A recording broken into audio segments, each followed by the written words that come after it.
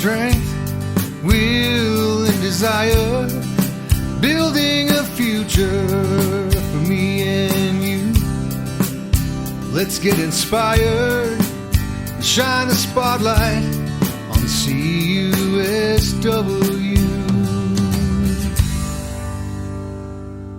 Hello, and welcome to the CUSW Spotlight Podcast, brought to you by the Canadian Union of Skilled Workers, established in 1999.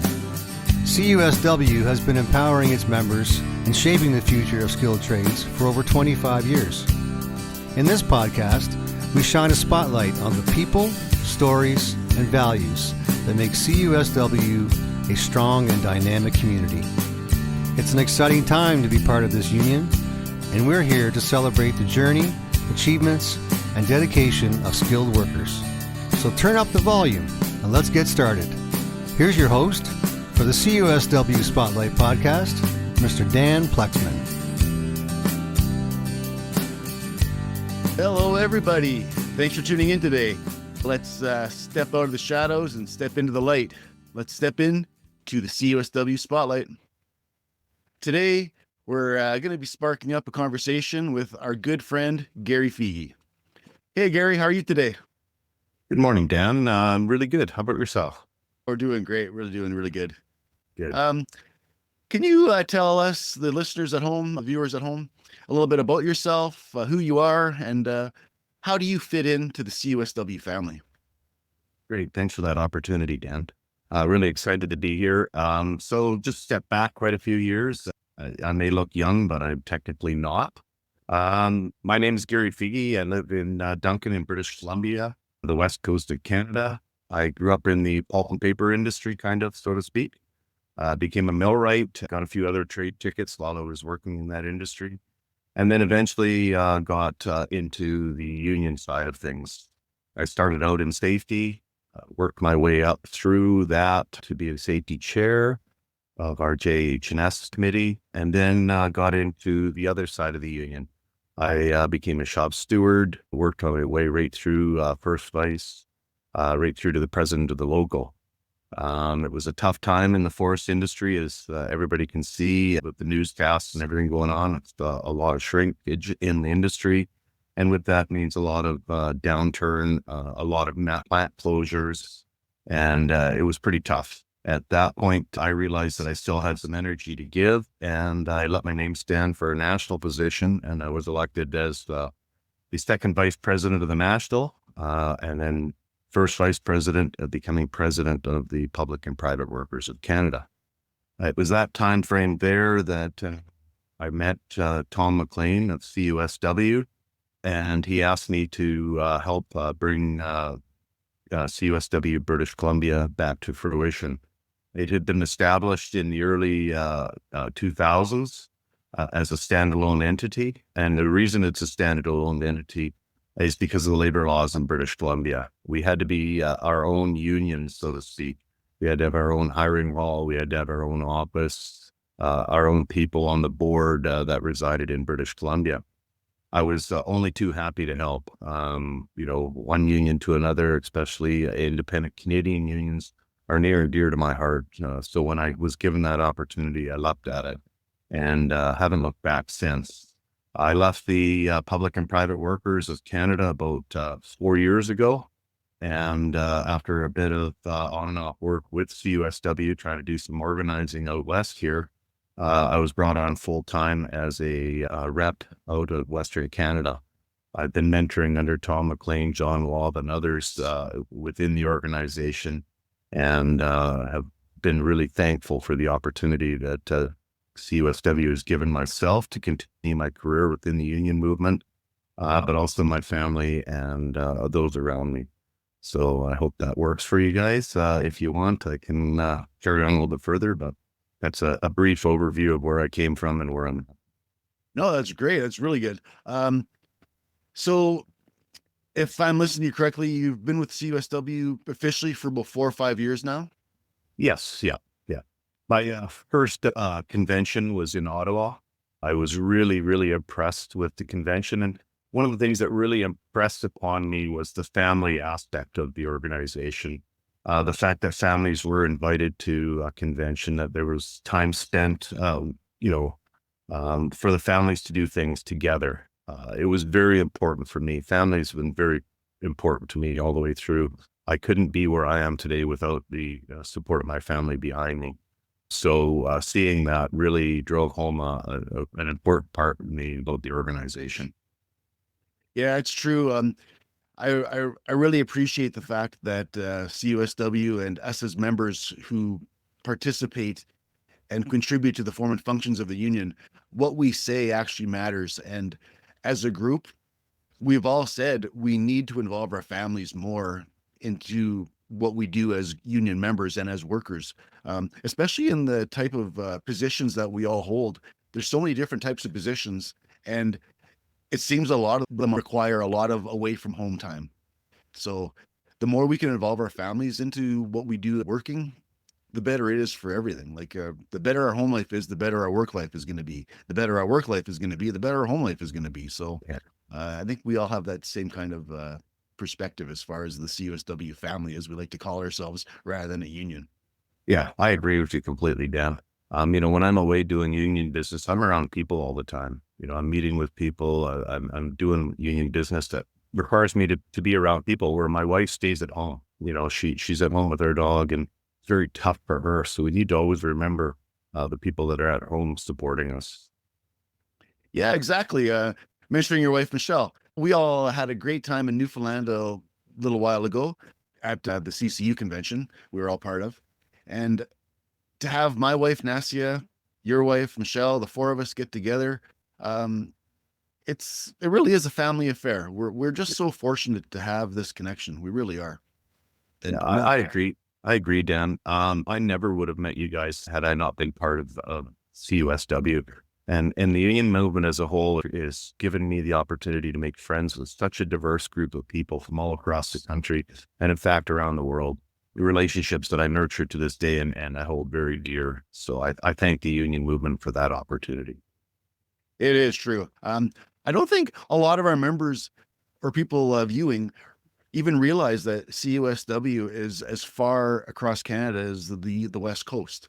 How many members or participants in the union are in the BC region? We have been developing CUSW British Columbia for, a number of years, and it's been kind of a tough nut to crack. We've been trying to sign on contractors to work with us to ensure that we have jobs. You got to have both. You got to be able to recruit and have people to do the work, but you also have to have employers that are willing to hire them and to bid on contracts in British Columbia. So it's been a progress. We're starting to get some traction now. I'm very excited that we've signed on some new contractors, that we have some work that we're trying to get here in British Columbia, continue on. We've had work before, but it started out at about 30 people in a job in Northern British Columbia, and we've been slowly developing that. And in the next year or so, we, if everything works out good, we could see hundreds of people at work here in British Columbia. You tend to think that, the union is where you are, and maybe it's not been communicated properly to everybody that we are reaching across Canada, that we have status in New Brunswick, that we have status in Alberta now, and in British Columbia, Saskatchewan.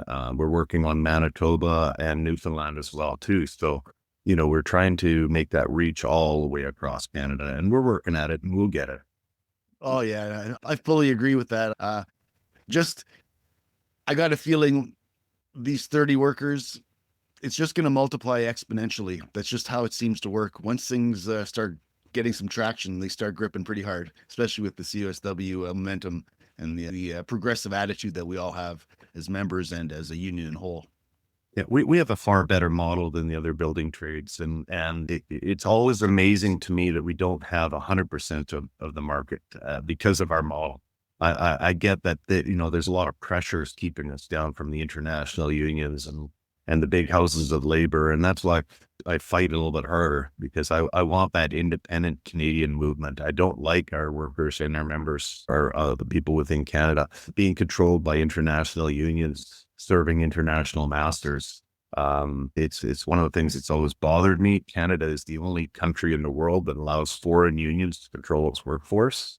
And it really bothers me to see my dues go down to the South to promote policies that could end up hurting me and my family.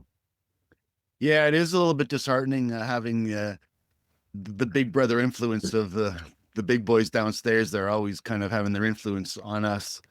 But a lot of this movement that happened like 100 years ago, it was needed because change needed to happen. And now we're in different times and different changes need to happen. And that's exactly how and why the CUSW came to be. So it's all moving the right way. I know it is. I agree with you, Dan. We just got to keep our foot on the gas and show people that there's a better way. Definitely, 100%.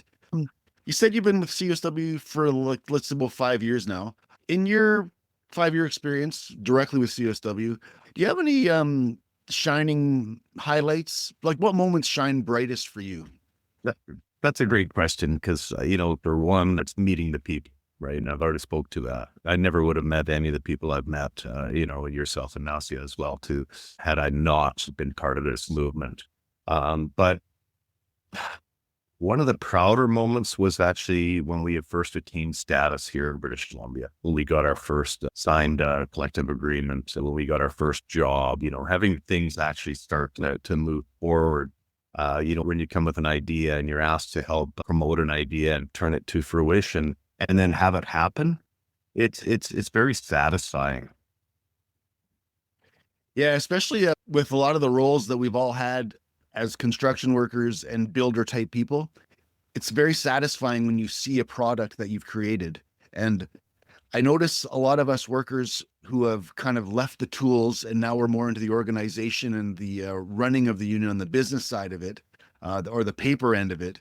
We don't really often get to see real life transformation in front of us or a real product being produced. So to see these things, as you say, come to fruition, it is our product in our perspective sort of thing. It is very satisfying. I've had that same experience myself with some of the projects I've been involved with CSW. Back when I was involved in safety, we never knew all the people that we helped, right? There was no visual signs of it. Maybe your safety stats went down and that was always what you wanted to do, right? Was to have 0 lost time injuries and 0 people hurt on the job and everybody going home safe. That was what it was, but you didn't really see what your work was doing. Now that I'm involved in this and I can stand back at the end of the day and go, yeah, we've got that in place. Yes, we did that. It is satisfying because you're right, Dan. We like to build things. We like to stand back at the end of the day and see what we did, right? There's tangible things there. Oh yeah. Everybody loves the admiration hour. That's for sure. Oh, totally right. You're looking back at it going, yeah, I did that, right? Yeah. Pat myself on the shoulder. Yeah. So it's a good feeling, right? And we kind of need that in the positions we're at on this side, right? The ability to look back and say, yeah, we made a difference. It's true. So we've been talking about all the positives and all the great fluffy stuff that we associate with CUSW, but we all know nothing's perfect. We're a human driven machine and humans are not perfect. That's for sure. Do you see any room for improvement within our organization or specifically with any of the events or the projects, the initiatives that we're looking towards in the future? I know we always strive to communicate, to be better at communicating. What I have in my head, sometimes I have a hard time getting across to other people that don't maybe understand things. I know that we have a communications paper. I know that we try our best to keep our members informed, but again, it's the human factor. We fall down on that. So maybe we don't do a terrible job of it, but we don't do a great job of it. Making sure that we communicate with our members so their members understand what we're trying to do for them, their communities, and for society as a whole. The other part of it is we don't tend to blow our own horn, right? We do something good. You kind of go, okay, that was good. That was great. This was kind of expected of me. But maybe we need to stand up and say, yeah, we did a good thing. This is great, right? And let our members know that we've done it.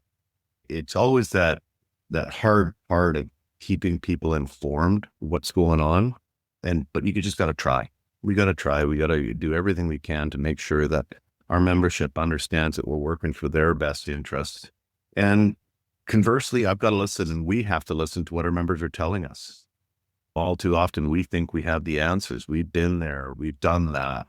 But I'm not looking through the eyes of somebody who's fresh just in the industry, somebody who's just starting their apprenticeship. That was a long time ago for me.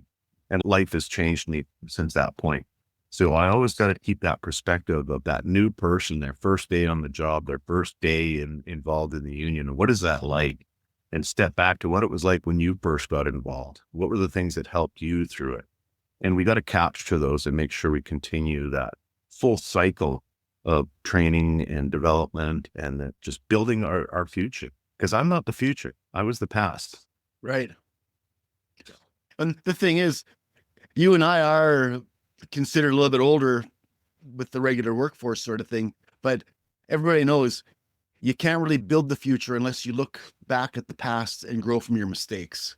And like you said, we all need to be recognized, and we all need that pat on the shoulder saying, yeah, you did a good job. That needs to be recognized, and it needs to be celebrated. It really does. And getting on to your point about communication, like how many mishaps have happened out of poor communication, but founded with the best intentions? Yeah, we all have the best intentions when we're doing something, but we tend to get into our own headspace, right? This is relevant to me at this time. And you forget that somebody maybe is coming from a totally different perspective, totally different angle, and they don't think the same as we do. Yeah, none of us are mind readers. And sometimes we just expect, like I'm thinking, I see this right in front of me, but 10 other people standing beside you are not looking at the same thing. I agree. So we have to keep our mind open. People like to say that let's think outside the box when we're communicating, when we're putting ideas across. I like to think like there's no box, because when you think outside the box, there's already boundaries there. And when you think completely like there is no box, your mind can go to places, and not all the things you come up with are going to work. But we've got to try new things, right? And you might try 10 different approaches and all 10 of them fail. Well, you step back and you try again.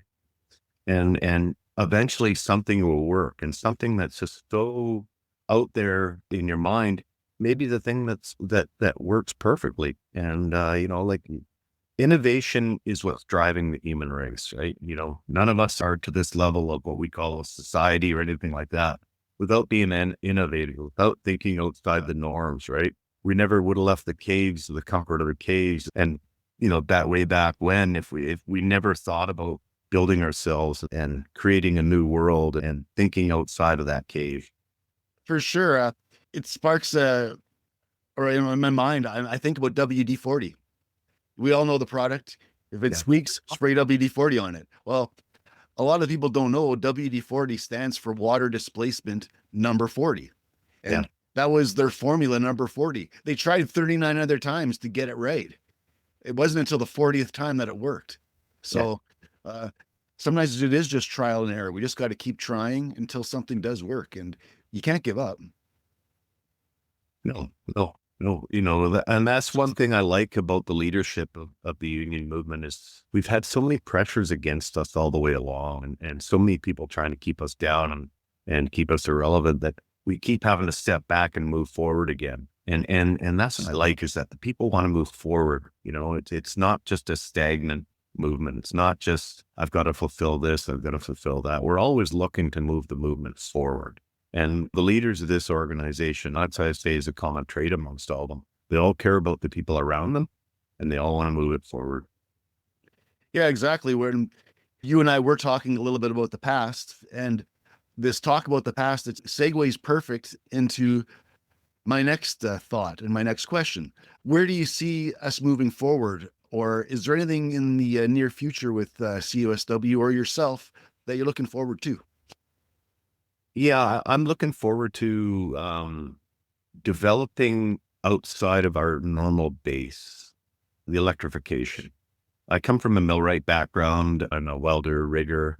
I have had electrical training. I've done 2 years electronics tech. I started the first year of an electrical apprenticeship.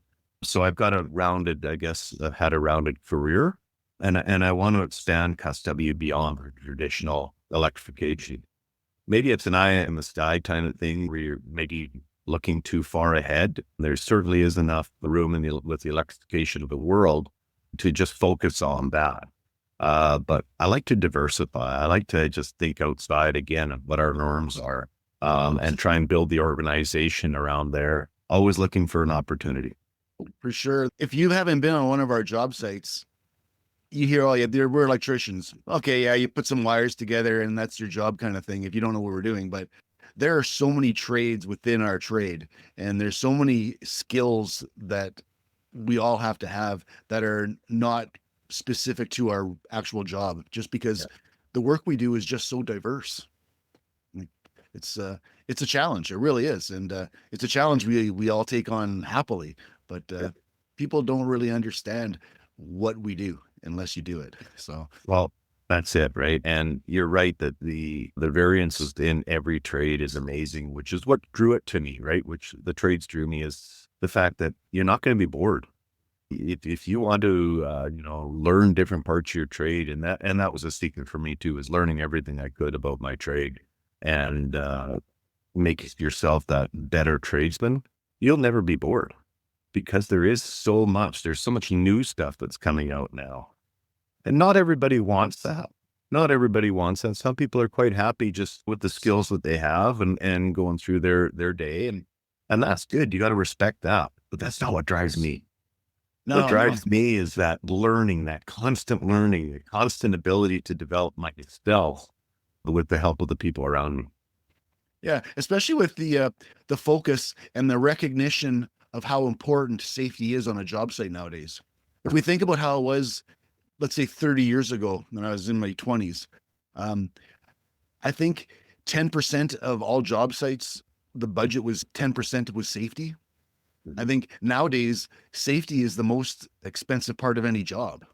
And that alone is like a whole new learning experience that a lot of tradesmen who entered the field years and years ago, safety wasn't even really a thing. It was just something you signed off on and you go to work again. But the new workers have a lot more responsibility. We have a lot more training to do, and there's a lot more learning before you get to the job. It's not like you just show up to the job site and you follow your journeyman around for a while and you just work. Like, there's much more to it now before you even step foot or put your work boots on.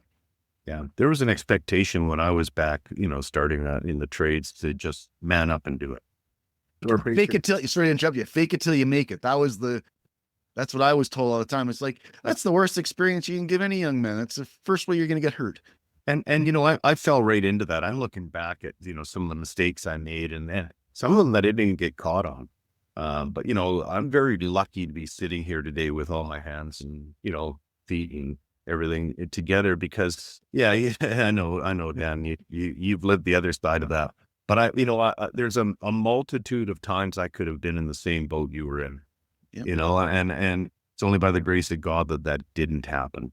So, there was a couple of instances that I look back and I shake my head now, and they changed me, and they changed me for the better. And it was about that time frame there that I got into the safety side of things within the pulp and paper industry, just because I knew we had to do better. That's for sure. Things can change in an instant. We all know that.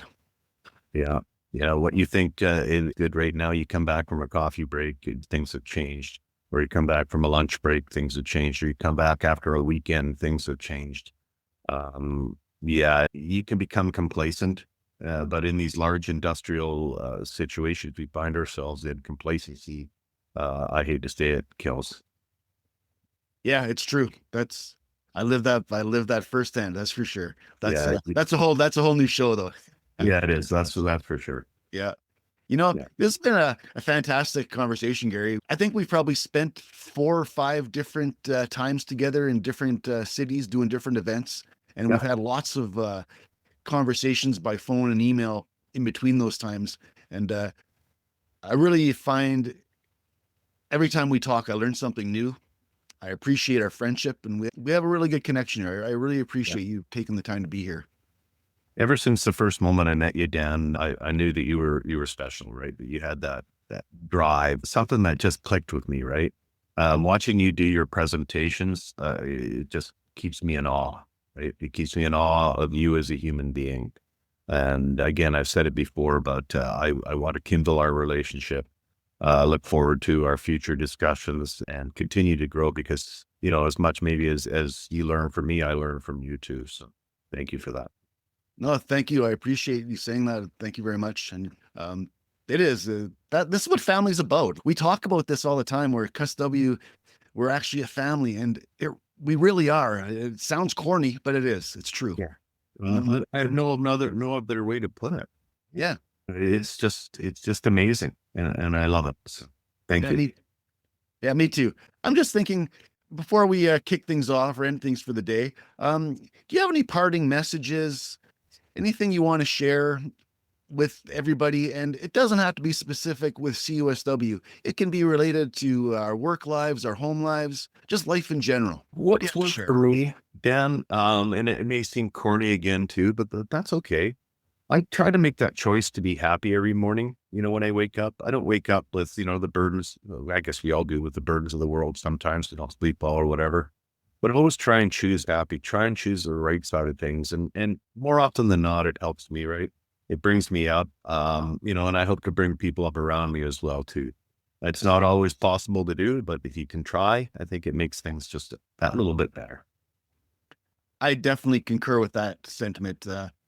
I went through a real dark time after I was injured, and I consciously made the choice to be angry, and I consciously made the choice to just cause turmoil and make everybody else's lives unbearable, because mine was, or I felt it was. And it was as simple as making the choice to do the opposite. Yeah. So it's mind blowing how like this up here can affect everything else. It is mind blowing, and it's amazing. Yeah, definitely. Yeah, for sure. Thanks for being on the show today, Gary, and thanks for being the focus on the CUSW Spotlight today. It's been really mind opening, definitely.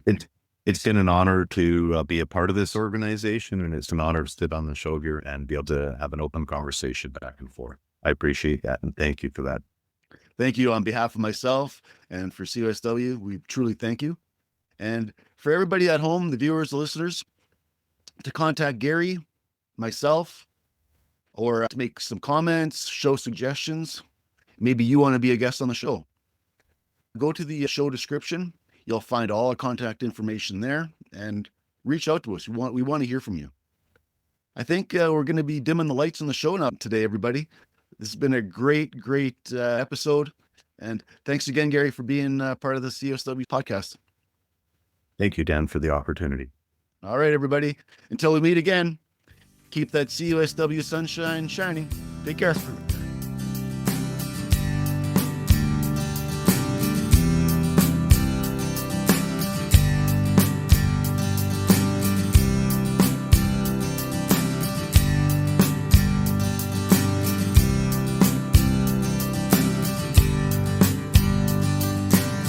Thank you for shining bright in the CUSW Spotlight.